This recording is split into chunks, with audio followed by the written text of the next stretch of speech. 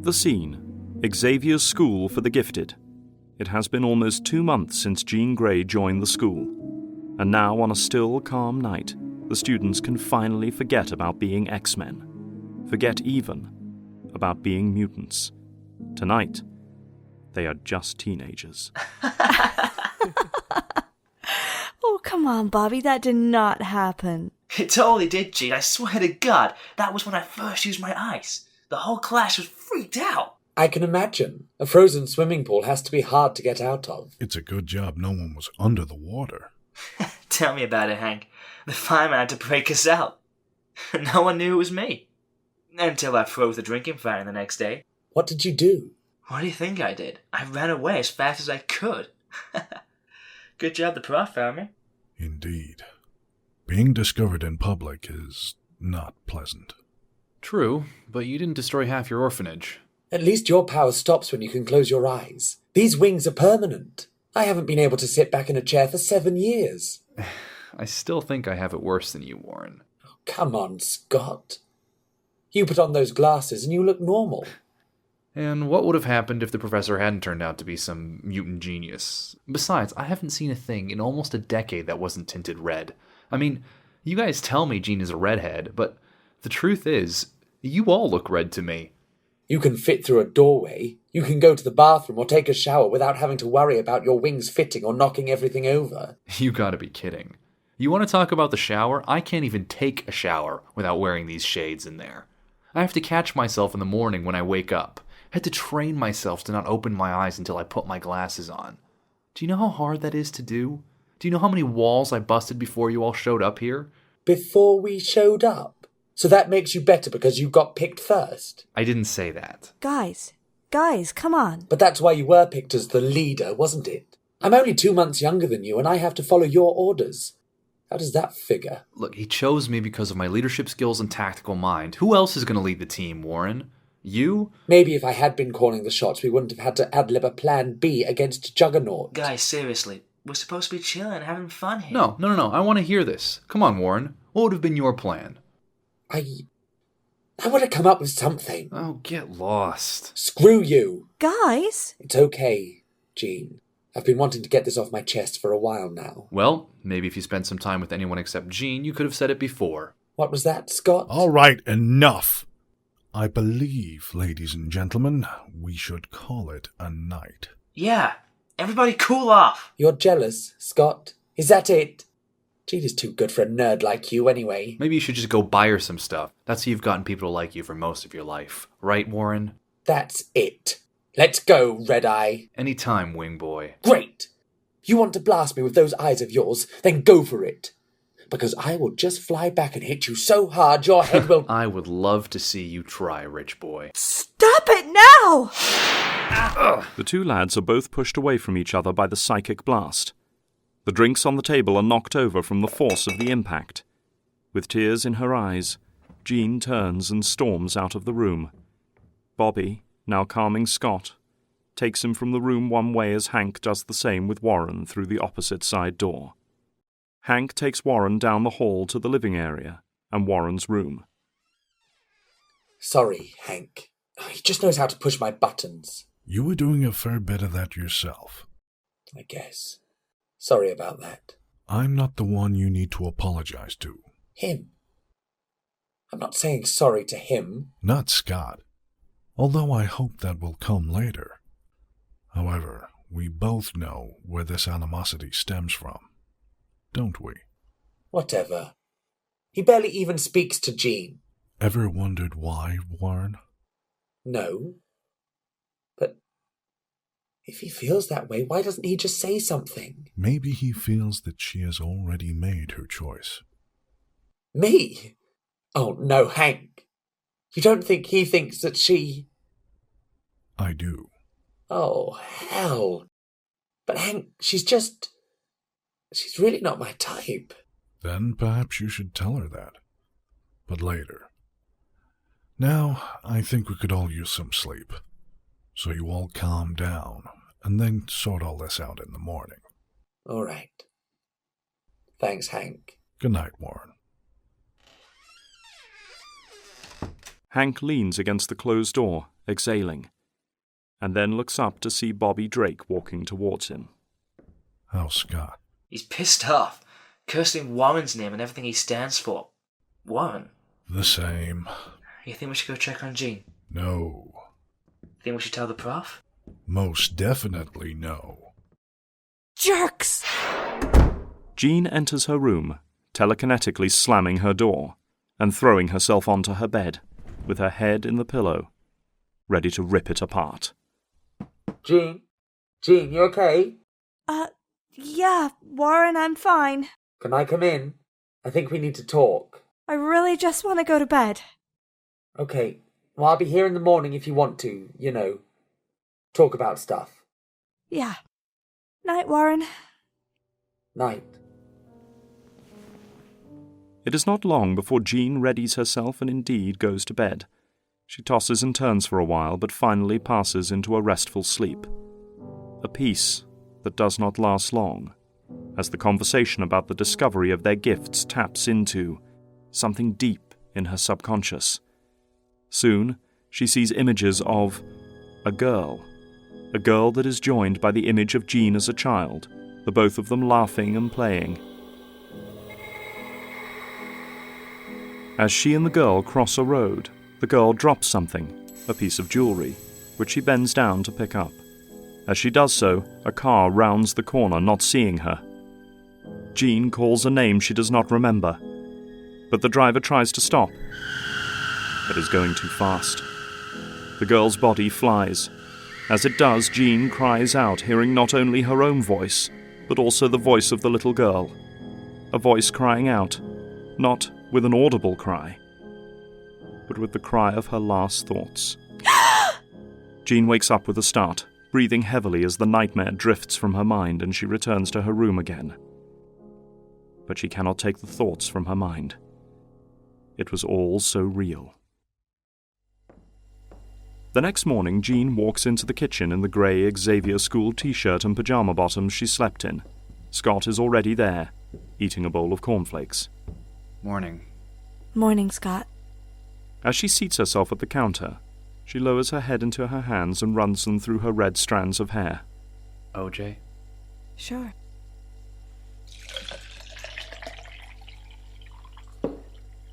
Thanks. Listen, I'm sorry about last night. Things got out of hand. Yeah. And I should have never brought you into it. No, it's fine. Not really thinking about it right now, to be honest. Oh. Yeah. I had a nightmare. But it was just so real. They always feel that way. But can it be worse than what we've been through these past few months? It was definitely worse. Yeah? How so? I don't know. What happened?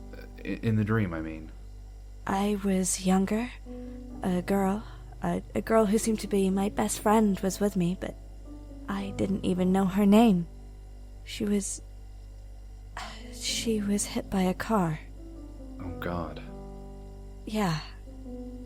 I think she died. And I felt it. You felt the car? No. I felt her die.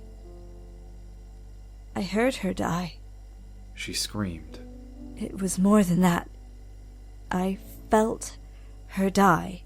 Like, in here. In my head.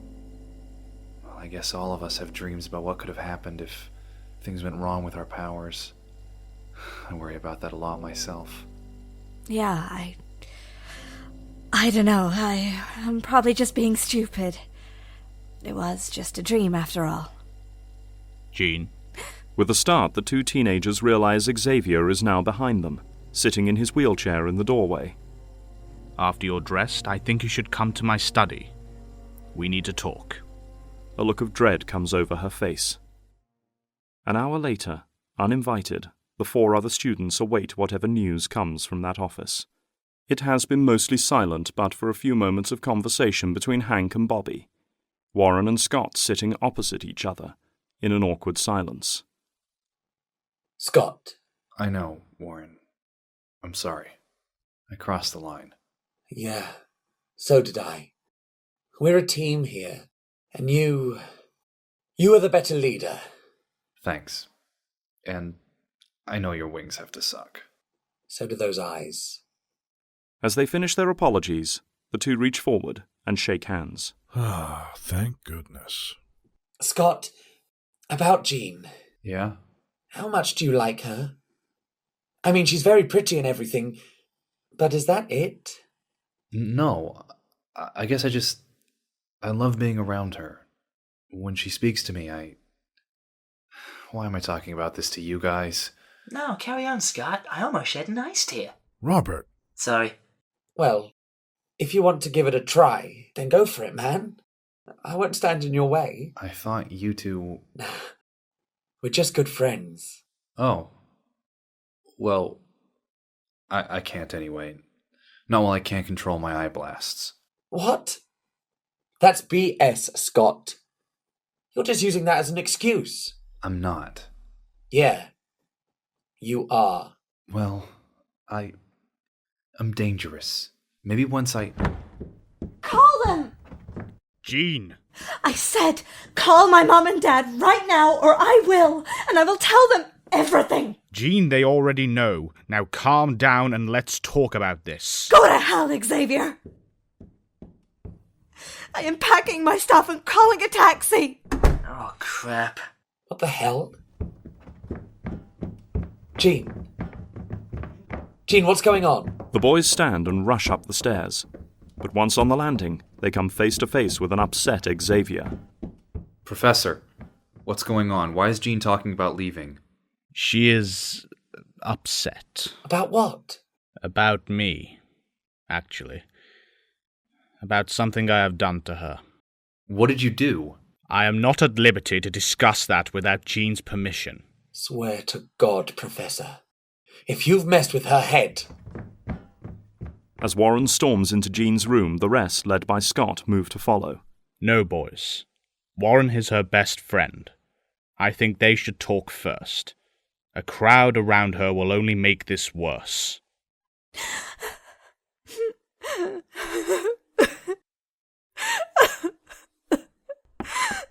Jean, can I come in? Yeah. Warren enters the room slowly, carefully shutting the door behind him. Jean is sitting against the far wall with her knees up to her chest, in a fit of tears. Oh, Jean. Warren walks over to Jean and, as he leans down, she reaches up and pulls him into a hug, soaking his shoulder with tears. That bastard. How dare he? How dare he? How dare he what? What did Xavier do? I don't want to talk about it here. Not with everyone and him here. Okay then. Let's go into town. I'll drive. You drive? Yeah. Had my convertible in the garage for months. Not had chance to use it since you got here. Things have been a little crazy lately. Yeah. Yeah, come on. We'll go to that coffee shop you like. Go something. The two exit the room arm in arm, Warren guiding her towards the stairs and past the group. As Scott moves to say something, Warren just shakes his head, taking Jean down the stairs and out to the garage. This is serious, Professor. You better tell us what happened right now, or I'm leaving too.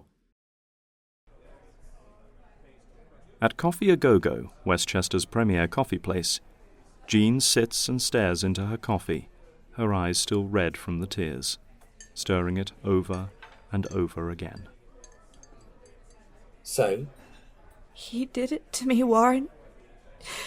He did it to me for... Did what? He messed with my mind. Did you know I've known him for years and didn't even know it? And apparently my parents are in on it. I don't even have words for that. Wait. Known him for years? Since when? Since I was a little kid. Maybe 9, 10. He didn't say. No wonder he came to me so soon after my powers manifested. It all makes sense now. What? That doesn't make sense. Why would he wipe that from your mind? Because I'm a telepath. Did you know that? What? Yeah. You know how he cut Vanisher off from his powers? Yeah, that's what he did to me. For my own good, he said. That... Oh! Wait a minute. So you are a telepath like him? As a kid? Keep your voice down. I had a dream last night. He said he had it too. Knew that it was my dream, that I was remembering. It wasn't a dream, Warren. It was a memory. A memory? That he got rid of? A trauma. I don't remember it, but last night I saw it playing in my mind like a movie. I was there, but I don't remember being there. What happened? A girl, a friend of mine, I guess. She got hit by a car and I guess I must have manifested my telepathy at that point. I felt her die. Felt her? Oh. Yeah. Apparently, in the beginning, I was catatonic. Then I started to go a little crazy as I started hearing everyone's thoughts non-stop. My parents tried everything, every doctor, every psychiatrist, until the professor came. He said he couldn't make me myself again without removing that memory. The memory and powers. And you got telekinesis anyway? Yeah. 2 powers. He said that he and Moira called that an Omega-class mutant. Only one of 3 he knows of in the world. Him, Magneto, and me. Wow. Yeah, but Warren, he lied to me. He did to me what he did to all those other people. And after that, I helped him. I fought his battles for him, all so he could do to other mutants like he did to me.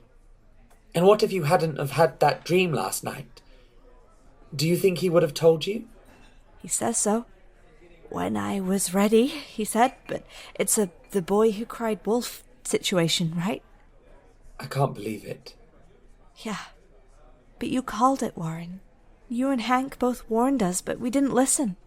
Magneto and the others might be, but Xavier, I think he's the worst. Well, that's it then. I'm leaving too. You don't have to. Yeah. Yeah, I do. I am not staying with him. Not after what he's done. For all I know, he's lied to all of us. What if I have a memory that made me messed up? Did he remove that as well? No. No, to hell with him. This one's on the house. You look like you need it. Thanks. Anything you want to talk about? Not really. Guy trouble? This guy cheat on you? No, nothing like that. It's just I found out the truth about a few things. Yeah, I know how that is. You guys come in a lot, but you're usually with the built tall guy and the little cutie. You mean Bobby? Yeah, I think that's it. My name's Zelda, by the way. Strange name. Hated my real, so I chose a cool one. Fair enough. If you need anything else, honey, then you just let me know. I don't own the place, but I practically run it.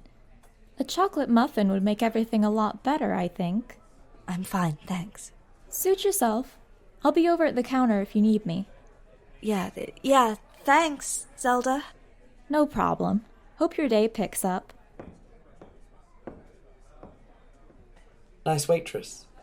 Yeah. So, now what? We go home? No, to hell with that. Not ready to talk to them about this yet. Well, I do have a fortune to my name. Where do you want to go? Someplace hot. Hawaii sound good? Sounds great. Okay, let me just go back to the school and pick up our stuff. Anything you need in particular? No, just some clothes and everyday stuff. Okay. Be back soon. Okay. Back at the mansion, the same information has just been relayed to the others. No, that is crap, Professor. She was right. How dare you do that to her? I had no choice, Scott. She may have never regained her sanity with her memory intact. And what about the rest of us? Have you done the same to us? Of course not. How would we know? How can we ever trust you again? Because of what I have done for all of you. Because of what we have accomplished together. Accomplished? We took on your old friend, your threat, your stepbrother, who you wronged, and you lied to us. No, you lied to us, sir. On the flight back from Washington, you were asked if you would ever affect our minds as you did the Vanishers. You said no.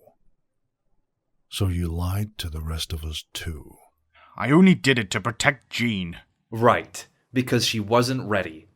So when would she be ready? Why didn't you mention any of this before? You know, it might have actually been useful to have a telepath who could walk. Scott, that is enough. No, it's not enough. I'm done. Scott rips the X symbol off his belt and throws it on the table. Goodbye, Xavier. Scott. I believe I will be joining him. Yeah, I guess I'm out too. The two stand and follow Scott out of the room. Xavier wheels himself around the desk after them. Boys, mutant kind needs you. As Scott storms out, the others follow in grim silence, marching down the spiral staircase and out of the front door. Xavier continues to call after them. Magneto is gathering a group. Without the X-Men, he will kill millions. No one will be able to stop him. Scott, Henry, Bobby, please, let me explain. I can't do this without you. The front door slams and Xavier is left sitting alone in the foyer.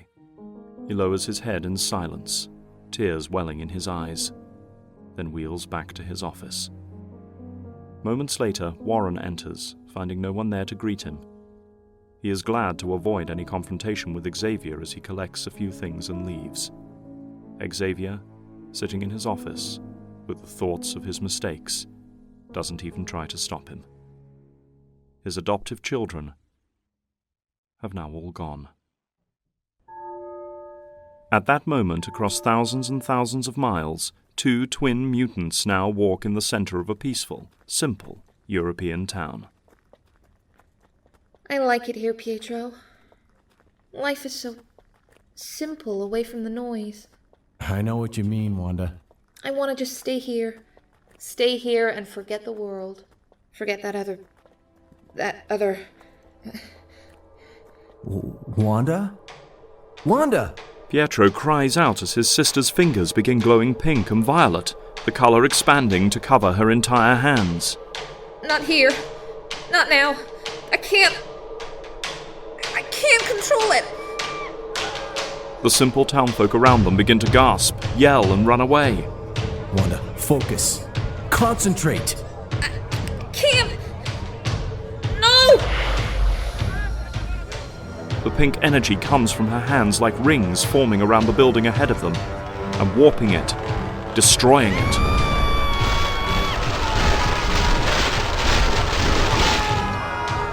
Sister, you must gain control. I can't control it. It's never been this powerful before. As Pietro looks up, some of the roofing breaks off and falls towards three people below.